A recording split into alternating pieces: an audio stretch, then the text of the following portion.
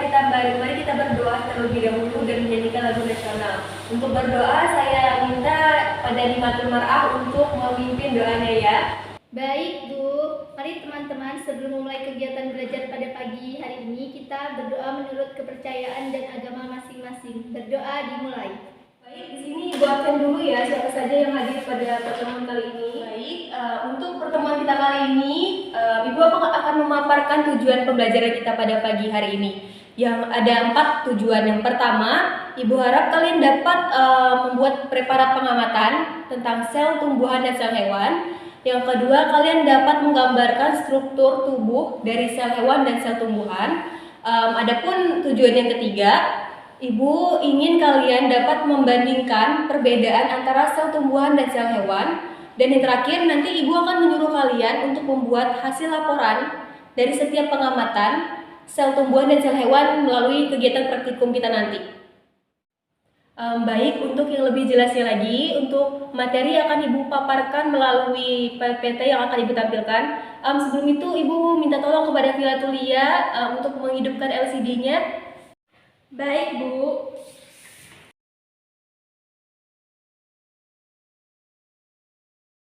Baik, seperti yang telah ditampilkan pada PPT Ibu, kita hari ini akan membahas tentang sel tumbuhan dan sel hewan. Nah, di sini kita memiliki 3 tujuan dalam pembelajaran hal ini. Tujuan pertama adalah untuk mengetahui pengertian sel. Apa sih itu sel? Apa yang dimaksud dengan sel?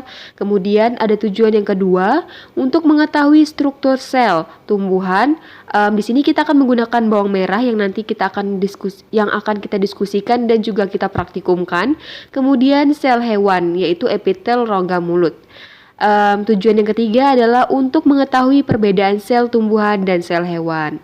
Baik, lanjut. Di sini ada yang tahu sel.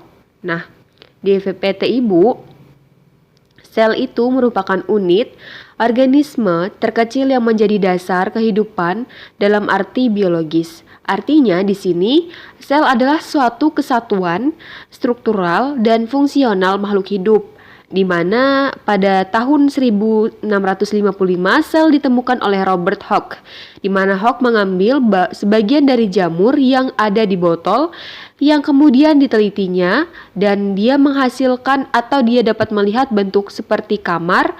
Bentuk inilah yang kemudian diberi nama dengan sel.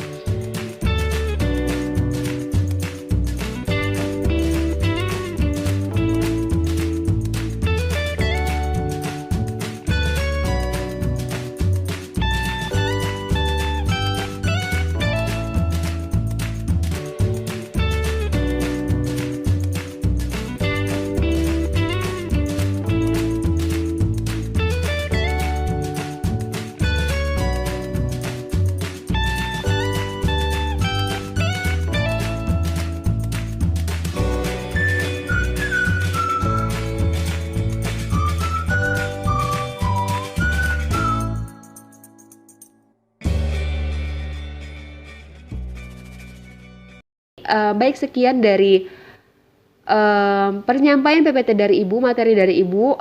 Semoga ini dapat membantu kalian dalam melakukan praktikum. Jadi langsung saja kita langsung melakukan praktikum. Baik anak-anak, sebelum kita mulai praktikum pada pagi hari ini, Ibu di sini akan menunjukkan bagaimana caranya membuat preparat pengamatan untuk praktikum kita. Baik, sebelumnya Ibu bagi dulu kalian dalam beberapa kelompok.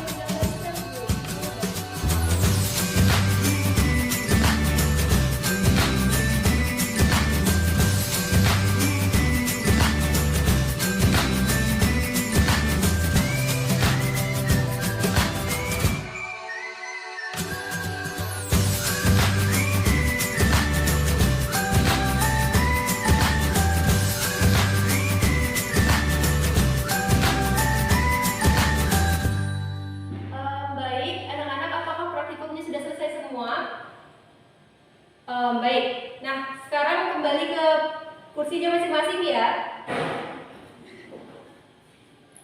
Nah, di sini Ibu mau nanyakan dulu, setelah kalian melakukan praktikum, adakah yang dapat menyimpulkan bagaimana perbedaan antara sel tumbuhan dan sel hewan? Baik, Serina, bisa? Baik Ibu, di sini saya dapat menyimpulkan yaitu perbedaan antara sel tumbuhan dan sel hewan. Sel tumbuhan dan sel hewan berbeda karena dari ciri fisiologis dan morfologis antara tumbuhan dan hewan sangat berbeda. Pada sel tumbuhan terdapat beberapa organel yang berbeda dengan sel hewan yaitu vakuola, berukuran besar, plastida, dan dinding sel. Sedangkan pada sel hewan terdapat sentriol, vakuola berukuran kecil, dan lisosom. Baik, terima kasih. Bagus sekali jawaban dari Serina. Baik, untuk pertemuan kali ini Ibu cukupkan sekian. Untuk pertemuan selanjutnya kita akan membahas bab 2 yaitu tentang fotosintesis. Jadi untuk anak-anak semua terlebih dahulu agar dapat membaca bab 2 ya. Selanjutnya karena udah selesai praktikum pada hari ini, Ibu minta setiap perwakilan dari kelompok untuk mengumpulkan hasil laporannya ya.